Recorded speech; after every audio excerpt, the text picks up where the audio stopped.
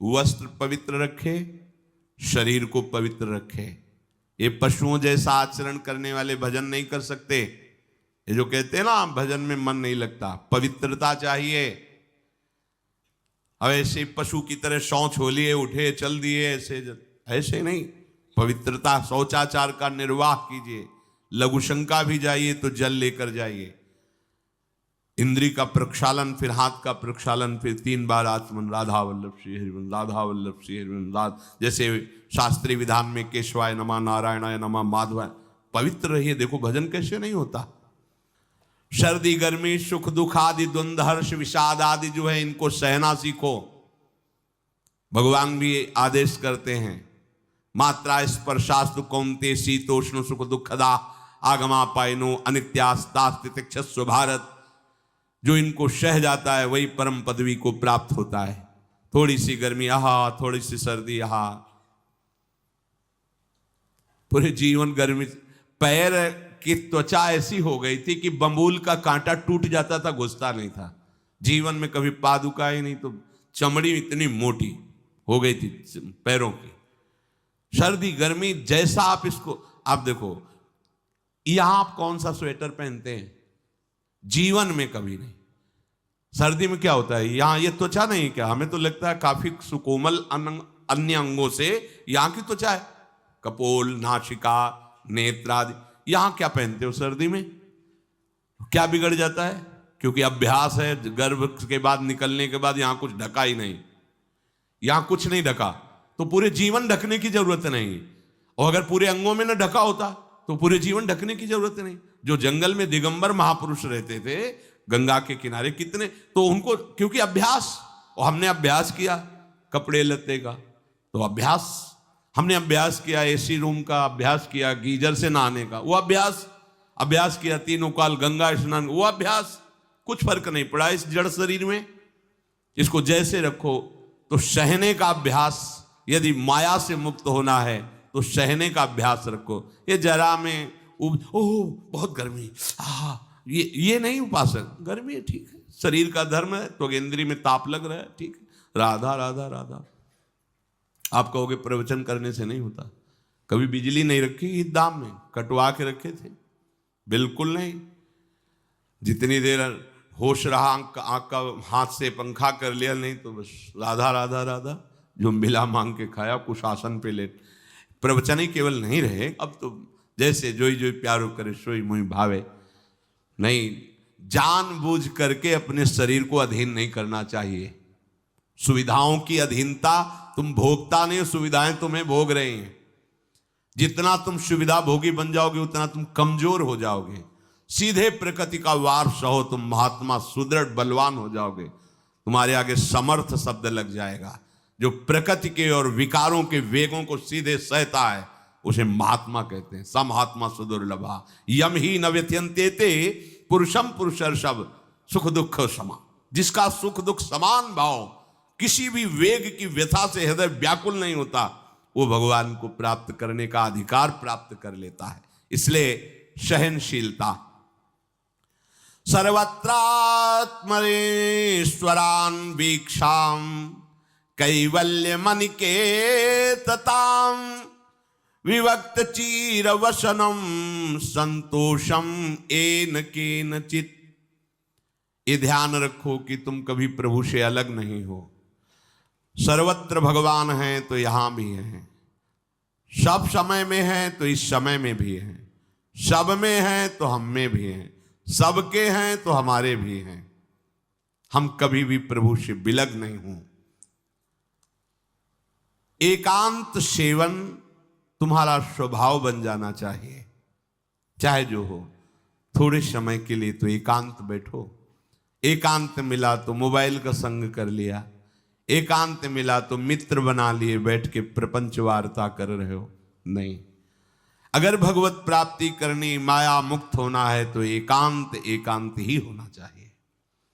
भले 100 लोग हैं, हमारा किसी से कोई संबंध नहीं, और हम बैठे हैं अपने आराध्य देव के चिंतन में, हम एकांत हैं। और गुफा में बैठे हैं, शरीर एकांत है, मन से चिंतन संसार का हो रहा है, प्रपंच में है, एकांत में नहीं है। एकांत शब्द का अर्थ समझना चाहिए। हम एकांत को सीधे गुफा या कहीं एकांत ऐसे, एकांत का अर्थ है एक के सिवा दूसरा कोई नहीं, अर्थात एकमात्र भगवत चिंतन में डूबा हुआ उपासक। बाजार में बैठा हुआ भी एकांत है, सभा में बैठा हुआ एकांत है, और प्रपंच का चिंतन करने वाला बंद कमरे में भी प्रपंची है, गुफा में भी प्रपंची है। जहां आप रह रहे हो उसे ये मेरा घर है ऐसी भावना का त्याग कर दे। अनिकेत ये भगवान का दिया हुआ वास स्थान है, कुछ समय के लिए इसमें शरीर निर्वाह कर रहे हैं, ये भी छूटेगा और ये भी छूटेगा। जैसे स्टेशन में बैठा आदमी आराम से, पर वो बैठा इंतजार कर रहा है कि कब हमारी गाड़ी आवे और उस पर हम यात्रा करें। बस ऐसा ही कुछ स्टेशन जैसा विश्राम है, कब मृत्यु आवे, शरीर छूटे, हम प्रिया प्रीतम को प्राप्त हो। ये न मेरा था, न मेरा है, न मेरा रहेगा। ये न मेरा था, न मेरा है, न मेरा रहेगा। गृहस्थ हो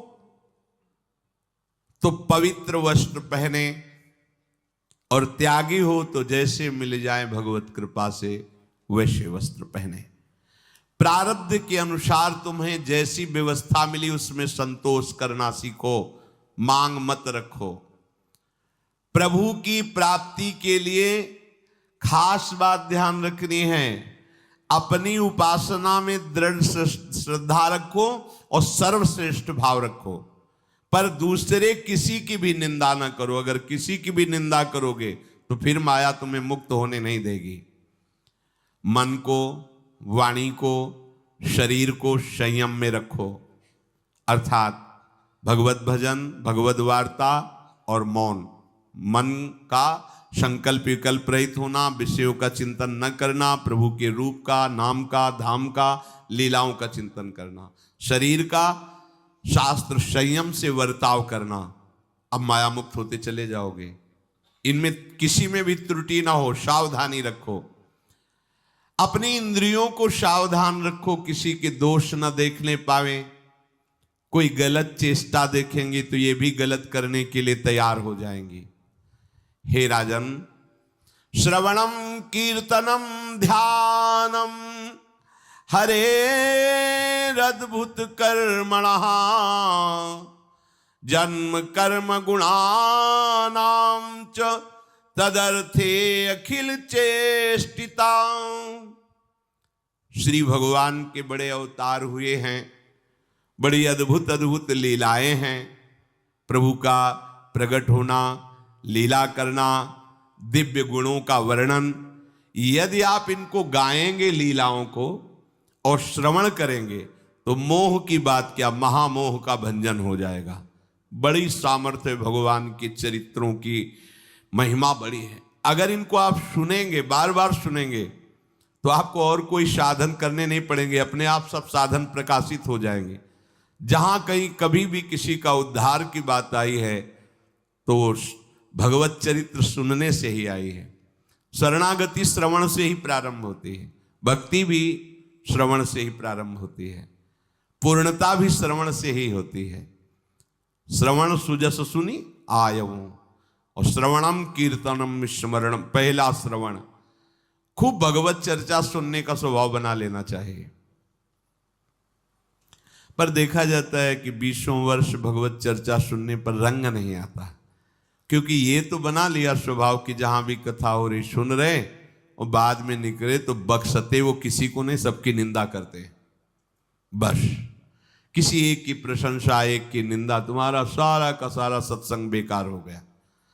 अगर सत्संग को सुरक्षित रखना है तो ना किसी की स्तुति, ना किसी की निंदा, जो सुना है उसको अपने जीवन में मनन करते हुए उतारे। प्रभु की लीलाओं का श्रवण और प्रभु के नाम का कीर्तन और प्रभु के रूप का ध्यान, ये 3 बातें बहुत जल्दी भगवत प्रेम प्रकट कर देती है। ये 3 बातें बहुत जल्दी भगवत प्रेम प्रकट कर देती हैं। प्रभु के अवतार लीला चरित्रों का खूब गायन करे, खूब श्रवण करे, भगवान की अवतार लीलाएं भी हैं और प्रभु की प्रेममय निकुंज लीलाएं भी हैं।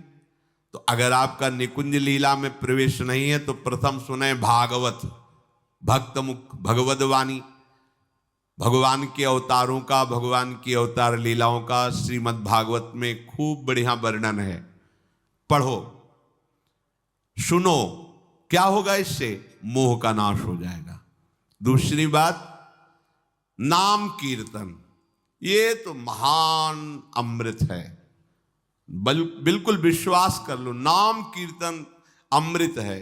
ताली बजा के, मंजीरा बजा के, ढोल बजा करके, नाच करके, जैसे बने, अकेले, चार लोग, जैसे बने, नाम संकीर्तनम यस्य सर्व पाप प्रणाशनम।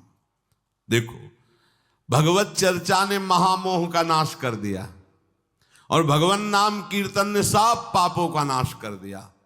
नाम संकीर्तनम यस्य सर्व पाप, सर्व, पीछे बीच में जो भी जमा संचित क्रिम, सबको भस्म करने की सामर्थ्य नाम कीर्तन। ये जो राधा राधा आप बोलते हैं, बहुत अमृत है, बहुत अमृत।